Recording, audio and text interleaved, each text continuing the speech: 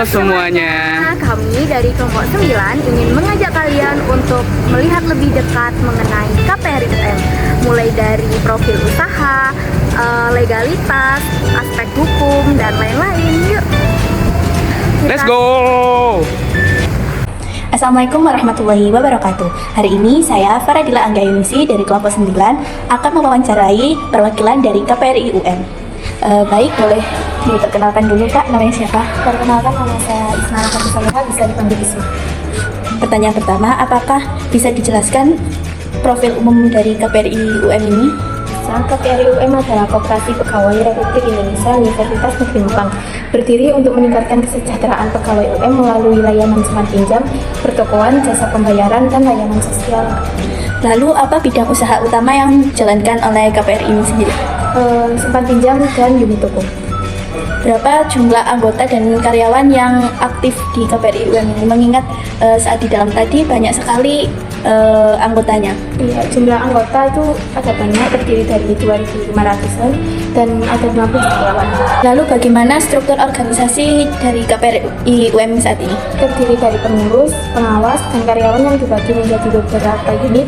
Pengurus dan pengawas dipilih melalui rapat anggota tahunan. Lalu kapan sih Kak koperasi ini tuh berdiri dan siapa pencetus KPRI UM ini sendiri? Berdiri sejak 12 November 1979 dan pendirinya pegawai UM sendiri, KPRI UM sendiri. Lalu apa alasan pendiri ini memilih bentuk badan hukum koperasi? Karena koperasi ini memungkinkan pegawai UM memiliki lembaga ekonomi milik bersama untuk meningkatkan kesejahteraannya. Apakah pernah ada perubahan tentang AD atau ART atau struktur kelembagaannya itu? Pernah ada amandemen AD atau ART. Untuk strukturnya selalu berubah setelah ada pemilihan pengurus dan pengawas baru.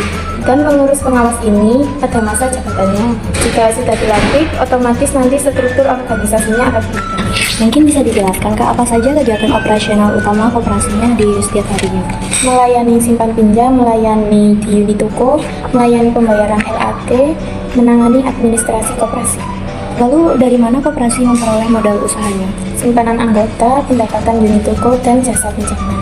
Bagaimana sih alur kerja pelayanan kepada anggota dan non-anggota itu? Untuk anggota, akses penuh dari simpan pinjam, belanja di toko KPRI UM, dan mendapat layanan sosial atau bantuan rawat inap dan bantuan pendidikan. Untuk non-anggota, hanya layanan umum seperti belanja di toko. Alur kerjanya selalu dimulai dari verifikasi, pelayanan unit, pencatatan, dan penutupan laporan harian. Oh, seperti itu. Bagaimana proses pendirian koperasi ini hingga memperoleh badan hukum? Dimulai dari inisiatif pegawai UM, dilaksanakan rapat pembentukan, penyusunan AD/ART, pengajuan ke Dinas Koperasi, lalu memperoleh status badan hukum pada 16 Januari 1982. Nah, lalu jika boleh dijelaskan dokumen legal apa saja yang dimiliki koperasi? Akta pendirian, NIB, NPWP, dan TPW. Oke, bagaimana koperasi memastikan kepatuhan terhadap regulasi koperasi dan perpajakan? Melalui rapat anggota tahunan, pengawasan internal, pencatatan laporan keuangan, dan keterlibatan pengurus atau pengawas yang mengikuti AD/ART, dan aturan perkoperasian.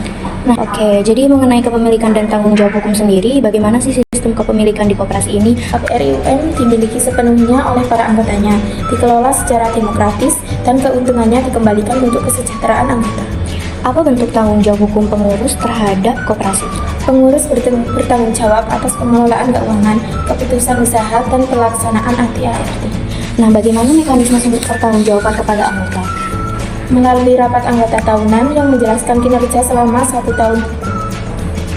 Pertanyaan selanjutnya, bagaimana mekanisme perjanjian dengan pemasok atau mitra usaha? Dilakukan melalui kontrak kerjasama, misalnya yang baru-baru ini kontrak dengan pencetak kalender. Pertanyaan selanjutnya, apakah ada perjanjian kerja tertulis dengan karyawan? Ada, kalau di sini adanya SK yang diturunkan ketika pengangkatan karyawan tetap. Selanjutnya, bagaimana perjanjian atau aturan antara koperasi dengan anggota ditetapkan? Melalui AD atau ART, keputusan rapat anggota tahunan, dan ketetapan pengurus. Baik, pertanyaan selanjutnya, apakah tantangan hukum yang pernah muncul? Yang sering tindakan pinjaman. Terus, bagaimana cara koperasi menyelesaikan permasalahan tersebut? Menyelesaikan permasalahan tunggakan pinjaman dengan pengingat, pemotongan gaji, musyawarah, dan tindakan administratif dengan mengutamakan prinsip kekeluargaan. Baik, lanjutkan pertanyaan sebelumnya ya Kak ya. Iya. Adakah risiko hukum yang paling sering dihadapi oleh koperasi sendiri? Ada, yaitu keterlambatan pembayaran pinjaman. Lalu bagaimana koperasi merekam prinsip-prinsip koperasi? Rapat anggota tahunan sebagai forum tertinggi, pengurus dipilih secara demokratis, mengutamakan kesejahteraan anggota, SHU sebagai hak anggota, dan mengadakan kegiatan pendidikan perkoperasian. Lalu sejauh mana teori perjanjian atau badan usaha dan tanggung jawab hukum tampak dalam praktik koperasi ini? Sangat tampak bisa dilihat dengan adanya AT-ART, koperasi sebagai badan usaha, badan hukum, pengurus memiliki tanggung jawab hukum, dan mekanisme pengawasan. Lalu apakah ada perbedaan antara teori di perkuliahan dan praktik di lapangan? Secara keseluruhan sama dengan teori di perkuliahan, hanya ada beberapa yang tidak sama. Contohnya di teori administrasi dan dokumen, pencatatan harus lengkap, digital, dan mengikuti standar akuntansi koperasi. Praktik di KPRI UM sebagian masih manual dan update data anggota, sering menunggu momen tertentu dan tidak ada. Mungkin demikian daftar pertanyaan yang kami sampaikan kepada KPRI UM. Besar harapan kami untuk dapat memperoleh informasinya yang diperlukan guna kelancaran penyusunan tugas observasi. Kami mengucapkan terima kasih banyak kepada kakaknya selaku perwakilan dari KPRI UM, dan mungkin untuk video yang di-tag mungkin ini bisa di-post di YouTube untuk kelangsungan observasi kita. Oke, terima kasih. Ya, sekarang.